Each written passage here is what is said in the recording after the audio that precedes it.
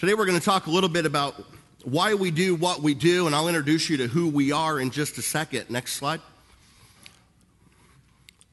So, how many people have ever felt like they've been identified by a number? How old are you? How tall are you? How much do you weigh? How long have you been at your job? What's your address? What's your social security number? What's your driver's license number? What's your inmate number? Today I'm going to talk about three numbers, and I want you to look at them in a different way. 43, 27, and 3. Next slide. 43 is the number of people out of 100 who are incarcerated in America right now who will return to incarceration upon their release. 43. Next slide. 27 is the number of people incarcerated in Ohio who will return to incarceration after they leave. So we're a little bit better than the national average, a lot better than the national average, and it's due to people like your warden. Next slide. But 3 is the number of people who work with my boss and me pre-release who return to incarceration within 2 years. Now think about that for a second. A 3% recidivism rate. That's 97 people out of 100 who never come back here. 97 people who get jobs, who get homes, who reunite with their kids, rebuild their families, reinvigorate their neighborhoods. So, how do you get to a 3% recidivism rate? Next slide. It's real complicated. You ask people what they need. You see, we go out places like this, which is the highlight of my day, by the way. I can't believe I'm up here. We go out and we ask people, what do you need? What most policymakers do, and most elected officials allow them to do, is to sit around in a room looking at each other, deciding what it is that people who are incarcerated need. The Toledo Blade said it best. If we don't start asking people what they need, but continue to just assume what they need, we will continue along the numbers that our first poet talked about, where they just get bigger and bigger, and we pour more and more money into a system that doesn't work. The only thing worse than a policymaker assuming what you need is a group of them assuming what you need. Okay? There's an old rule about the United States Congress. The Constitution says we have to elect them, but it doesn't say we have to let them meet. I'm beginning to think that's a good idea.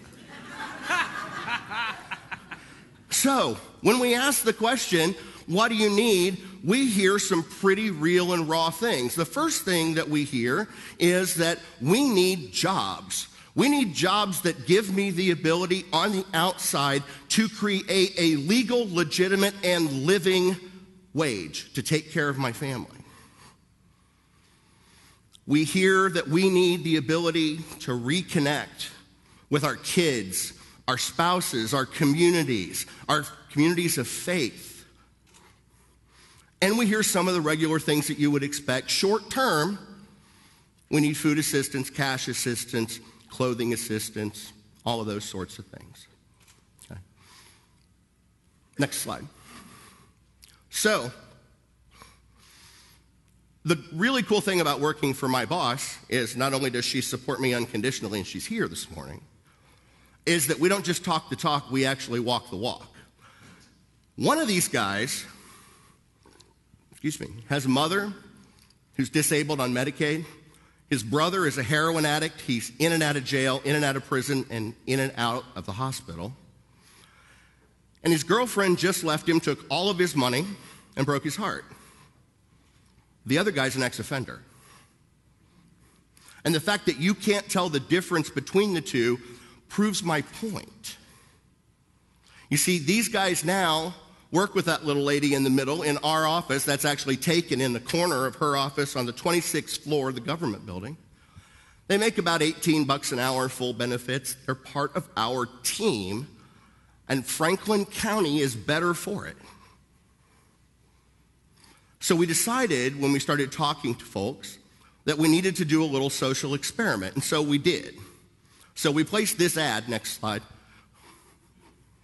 So we placed this ad with a bunch of other text below it, in one of the major newspapers in Columbus, Ohio. Now, I know you're looking for them. Go ahead, pick them out. Okay? Pick them out. And this crowd, of all people, it should be easy, right? You can identify them just boom, boom, boom, because 3 of them are ex-offenders, and the others are a retired FBI agent, the director of the Ohio Department of Rehabilitation and Corrections, an artist, a sitting municipal judge, the public defender, some elected officials. This is easy, right? You can pick them all out. Next slide. See, because you couldn't get it right. Right? Don't feel bad. We've shown this to hundreds of people, literally hundreds of people. Nobody has ever gotten it right on the first try. Because it shows that ex-offenders look just like everybody else, because ex-offenders are everybody else. They're your brother and your dad and your mom and your sister and your neighbor and your friends and yourself. Next slide. So why do I do this work? What is it inside of me that makes me do this? You would think to look at me that I'm a fairly, buttoned down guy, pushing 50, losing his hair, gaining his waistline. That's true. You don't expect the tattoos, that's also true. But I understand what it's like to face bogus discrimination, and I also understand how lucky white addicts are in America. You see, I graduated in the late 1980s with a master's degree in chemistry from Washington University in St. Louis. I went to work for a pharmaceutical company in the Midwest. I was making great money. I loved what I did. I was fast-tracked. 3 years later, I was promoted. 2 years later, I was up for promotion again. And I didn't get it. So being the consummate overachiever that I am, I went to my boss and I said, I understand I didn't get promoted this year. What do I have to do in the next 12 months or so to get myself ready to be promoted on the next cycle? And he looked at me with a really sad, sheepish look on his face, and he said, well, you'll have to no longer be gay, because we'll never promote a gay man to that level of management. Like a ton of bricks, it hit me. That for the rest of my life, I was always going to be discriminated against for a reason over which I had no control.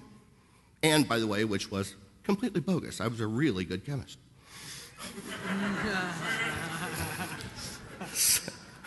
Probably still could be. So what I realized at that moment was that everything I had built, the house that I had built around myself, had a glass ceiling that I could never get through. And I decided to change houses. Now, I will tell you something that surprised me. When I put this talk together, it made me realize, I don't think I ever realized just how hard the impact of that one moment was. I left that company, took a job in Philadelphia, and then in San Diego, and then in Los Angeles, and eventually returned to Columbus. I fell in and out of love. I made some money. I lost some money. I made some friends. I lost some friends. And then I ran into an old friend that I hadn't seen since high school. And her name was Tina. What most people call her crystal meth. Next slide. Because you see, the only difference between 75% of the men in this audience and me is you got caught. I have driven in some shady neighborhoods at some dangerous times and done some really dumb things. And if I hadn't been middle-class white and driving a Subaru, I would have been pulled over and frisked. And from the amount that I used to use just for my personal use, I would have caught 5 to 15 and been right here. So you know, the difference, what saved me, was a combination of dumb luck and white privilege. And I never forget that. Next slide. 10 years sober, 11 on Thanksgiving. Thank you.